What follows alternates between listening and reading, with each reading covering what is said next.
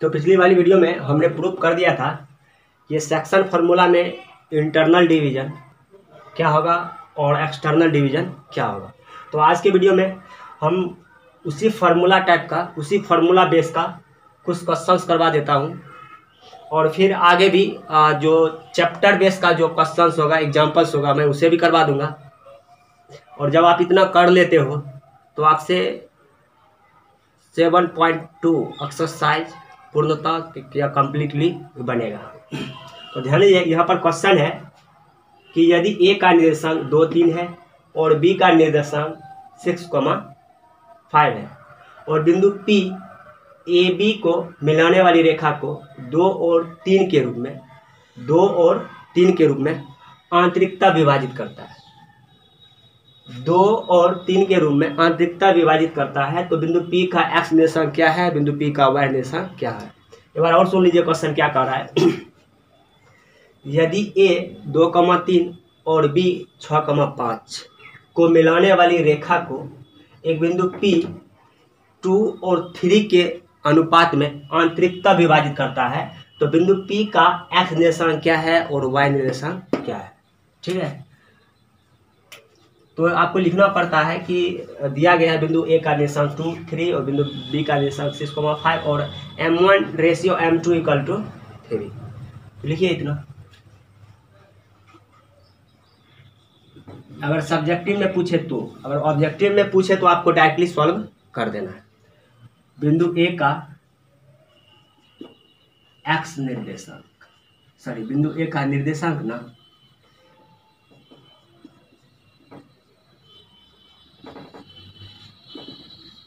2,3, बिंदु B का निर्देशांक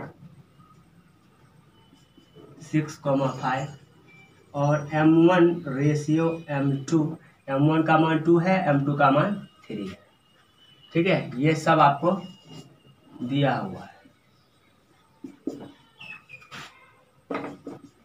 ये भाई बिंदु P का एक्स निर्देशांक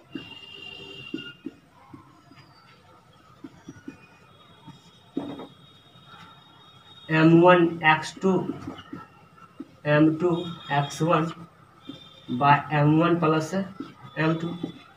आपको याद होना चाहिए ये होता है x1 y1 और ये क्या होता है बाबू x2 y2, अर्थात x1 का मान 2, y1 का मान 3, x2 का मान 6 और y2 का मान 5।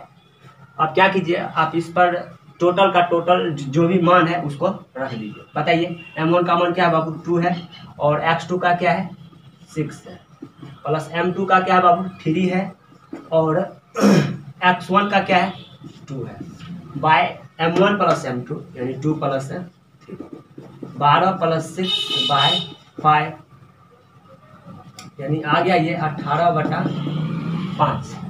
ठीक है, और इसी टाइप से आपको लिखना होगा बिंदु P का y निर्देशांक क्या है। ठीक है, फार्मूला अप्लाई करो, M1 y2 M2 y1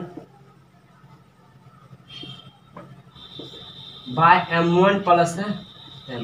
बताइए M1 का मान क्या है 2 है, y2 5, M2 3 है, y1 3 bye M1 plus M2 यानी 2 प्लस 3।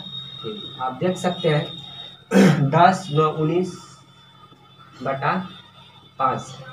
ठीक है, तो ये मैं आपको समझाने के लिए दिया था, इसे आपको नहीं लिखना है, इसे नोट कीजिए। अब देखिए इसी क्वेश्चन पे ना जैसे मध्य बिंदु सूत्र वाला फॉर्मूला अप्लाई कब होगा, जब या तो ये बोला जाए कि M1 भी 2 है और M2 भी 2 है, या फिर ये बोला जाए कि M1 भी 3 है और M2 भी 3 है, या फिर ये बोला जाए कि ये M1 1 है और M2 1 है, या फिर ये भी बोला जा सकता है कि बिंदु P ना A B के मिलाने वाली रेखा के मध्य में स्थित है। जब ये मध्य में हो कहने मतलब अगर ये 10 है तो ये 5 होगा। जब आप अनुपात निकालोगे तो 5/5 क्या होगा 1 अर्थात 1:1 हो। ठीक है, तो देखिए मध्य बिंदु सूत्र कब अप्लाई होगा, जब रेशियो 1 और 1 के अनुपात में हो तब।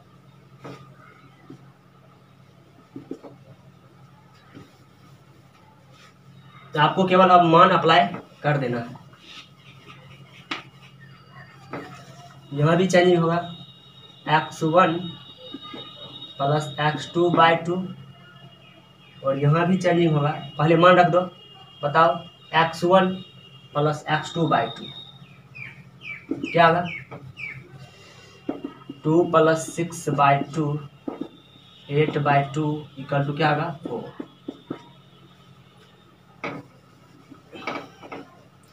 ये क्या होगा y1 प्लस y2/2 होगा और आप मान रख दो y1 का क्या होगा 3 प्लस 5 3 + 5/2 8/2 इक्वल टू 4 हो जाए। ठीक है, तो आप इसे भी नोट कीजिए। अब देखिए इसी क्वेश्चन में ना, जैसे मान लीजिए आपको दिया हुआ है बिंदु P का x निर्देशांक अभी क्या आया है 4 है और y निर्देशांक क्या है बाबू, ये भी क्या है 4 ही है, y निर्देशांक भी 4 ही है। ठीक है, और बोला जाए कि बिंदु P ना AB को मिलाने वाली रेखा को के अनुपात 1 में आंतरिकता विभाजित करती है और बिंदु A का निर्देशांक दिया हुआ रहेगा, बिंदु B का निर्देशांक दिया हुआ रहेगा, बिंदु P का भी निर्देशांक दिया हुआ रहेगा। तो बोलेगा कि अनुपात ज्ञात करें। क्या ज्ञात करें? अनुपात। आप लोग के मन में चलता होगा सर हम मानने के लिए तो यहाँ M1 और M2 भी तो मान सकते हैं। ठीक है, आप मान सकते हो, M1 और M2 भी मान सकते हो, उससे भी सॉल्व होगा, बट वो थोड़ा लॉन्ग हो जाएगा। मतलब क्या, जो आपको 2 मिनट में समाप्त होगा उसमें आपको 4 या 5 मिनट का टाइम लग जाएगा।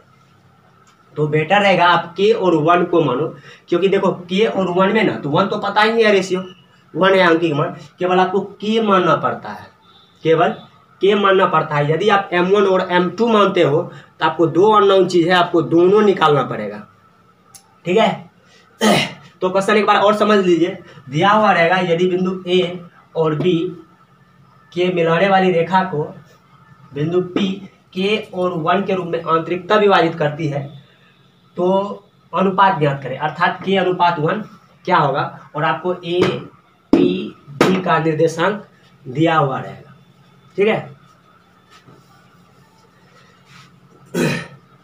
तो देखिए ये सब वही सब टर्म है जो मैंने लिख दिया है। यहाँ पर आपको लिखना है M1 और M2 की जगह पर क्या लिखना है k और 1 लिखना है।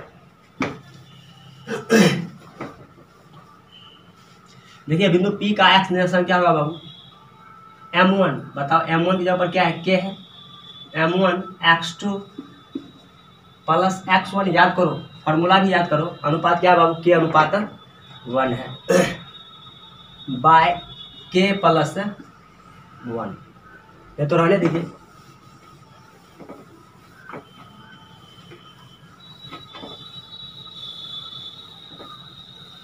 लॉन्ग हो जाएगा वो थोड़ा। देखो आप करो क्या, देखिए बिंदु P का x निर्देशांक 4 है, या तो ये लिखकर आप फॉर्मूला अप्लाई करो, या फिर बिंदु P का y निर्देशांक 4 है, मतलब ये लिखकर भी आप फॉर्मूला अप्लाई कर सकते हो, दोनों से आंसर आ जाएगा। तो ध्यान दीजिएगा, बिंदु P का x निर्देशांक क्या है बाबू, x निर्देशांक, बिंदु P का x निर्देशांक क्या है 4 है, बिंदु P का x निर्देशांक क्या है 4 है। फॉर्मूला अप्लाई करो।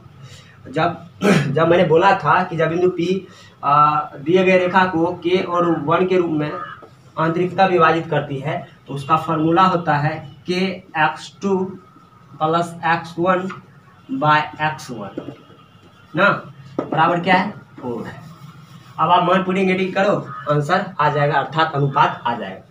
बताइए x2 क्या है बाबू, ये क्या होता है x1/1 और ये क्या होता है x2/2। तो क्या है 6 है प्लस x1 क्या है 3 है और बाय k प्लस 1 होता है, बहुत मिस्टेक करते हैं ना, k प्लस 1 बराबर क्या 4। तो आप देख सकते हैं 6k प्लस 3, अब इस 4 से आप गुना कर दो, क्या होगा 4k प्लस 4 ना, 6k ये प्लस है तो माइनस 4k, 4 ये प्लस है तो माइनस 1, अर्थात ये क्या हो गया 2k, 6 माइनस 4 2k। अब बताइएगा k बराबर क्या हो जाएगा बाबू 1, ये 1/2 हो जाएगा, गुणन है भाग हो जाएगा। आप नीचे में ना आप 1 लिख सकते हो k के नीचे में, इस बात को जब आप अनुपात में लिखोगे तो ये आ जाएगा 1:2, ठीक है। तो आज इतना ही, आगे नेक्स्ट वीडियो में बताऊंगा एरिया ऑफ ट्रायंगल त्रिभुज का क्षेत्रफल।